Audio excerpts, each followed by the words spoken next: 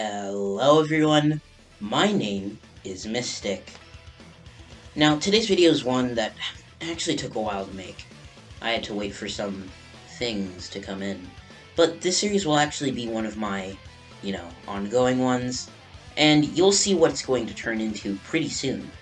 But this is going to be a precursor series that I do, sort of for fun, and I don't really think it's going to be that very similar to the content you see on other What If channels, since this is mostly not like a what if X did Y or some sort of thing like that.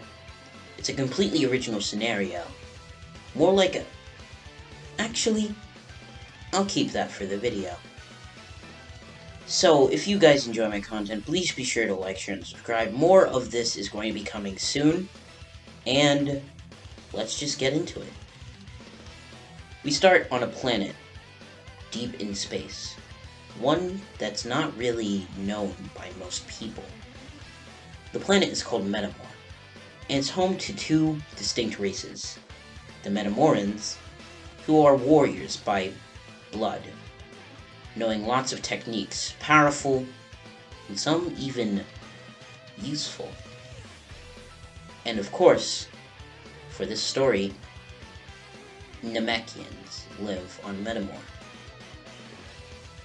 This happened in the drought that happened a couple hundred years ago on Namek, where the Namekians basically spread across the universe, leading them to go on different planets, such as Planet Serial, Planet Earth, and in this scenario, Planet Metamor. The Metamorans and the Namekians live in pretty much peace. There's barely any conflict throughout their species, and they even share techniques and powers with each other. The Metamorans share their fusion techniques, and the Namekians share their healing techniques, as well as giving them access to Dragon Balls, which do exist on this planet, but actually aren't important for this scenario. Let's focus on the Namekians for a second, on one specific one. This is our main character, at least for this part.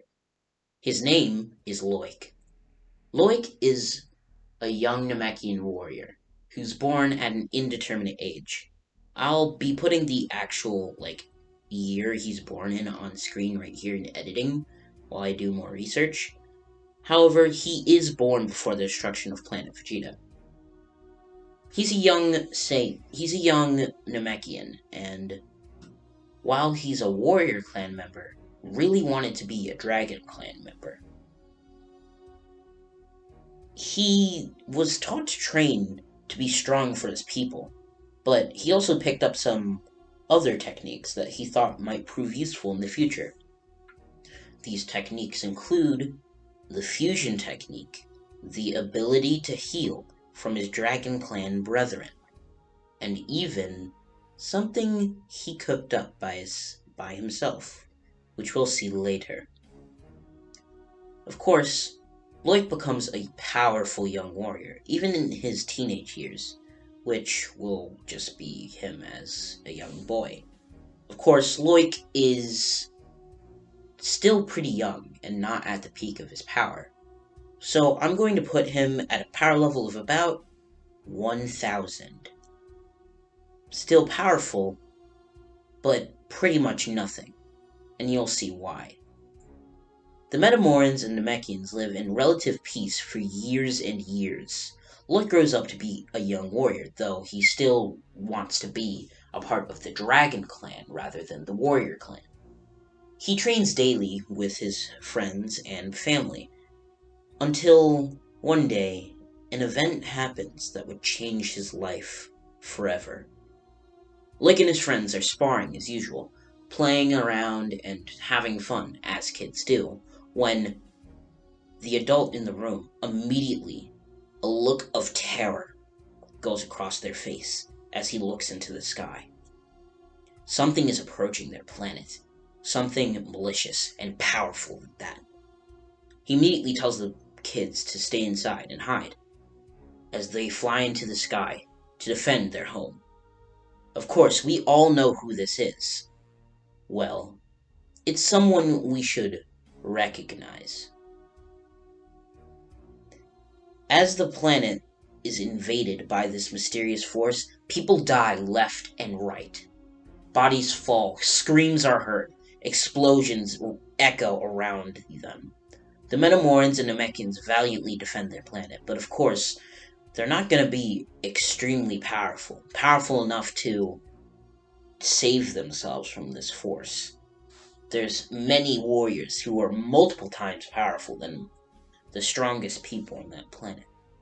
Of course, the Metamorans bring out their fusion technique, and the Namekians attempt to gather the Dragon Balls to wish for this to go away somehow. Of course, this doesn't work, but we'll get to that. Let's focus on Loik. Loik is hiding with his young friends, when suddenly, footsteps are heard just outside, as a ship lands near them. Loik is terrified. Have they found us? No, they couldn't have. They can't sense energy. Clearly not. They've been shooting semi-randomly. So, there's no way they know where we are, right? Suddenly, an incessant beeping noise is heard. I've got one notable power level in here, alongside a few other ones. What should we do, sir? Kill them. A soldier bursts into the room with a gun drawn. Well, blaster, but, it's just a gun. He points it at the children, ready to kill them without hesitation. Loik shoots a key blast, destroying the blaster, rushing towards him, and punching him in the face, knocking him back. The soldier is surprised, but he still knows that he could defeat this kid easily. He rushes towards him, but, of course, Loik had picked up some Namekian techniques. Though he's small now, there's a technique that Namekians have that could easily change the tide of the battle. Loik starts growing in size, and although he doesn't get more powerful, he does gain the size advantage. He crushes the man under his foot, inside of the house still. Since he's still only a young Namekian, he would only be... I'm saying that Loik at 11 years old still retains his, childlike appearance, since aging for Namekians seems to be pretty inconsistent. Piccolo getting to adulthood within 3 years, while Dende, in the same amount of time, was still seemingly a scrawny child, and took him the 7-year time skip for him to grow up. And if we highball that, it would be at least 10 years as the child form. I'm going to put Loik at 11 years old. He's still, small. That's neither here nor there. I just didn't want to commission Loik of child form because I'd only use it once here. Anyways, let's just continue. Loik is attacking the soldier in his gigantified form, and is able to crush him under his foot, heavily wounding him. The warrior looks at Loik, and coughs while coughing up blood, tells him,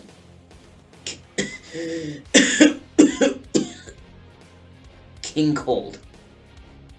He's the ruler of the universe. He took over my planet. He'll take over yours. You must defeat him.